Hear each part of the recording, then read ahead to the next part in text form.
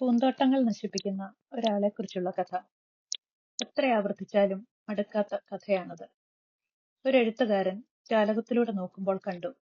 ഒരാൾ അയാളുടെ പൂന്തോട്ടത്തിലേക്ക് പ്രവേശിക്കുന്നു. പൂക്കളെ, പള്ളികളെ, ലോണിനെ ഒക്കെ ചവിട്ടി മെതിച്ചു പോകുന്നു. സഹിച്ചില്ല അയാൾക്ക്. പുറത്തു കിടന്ന് അയാളുടെ പിന്നിലൂടെ എത്തി. പാതയോരത്തേക്ക് അയാളെ വലിച്ചെടുത്തു.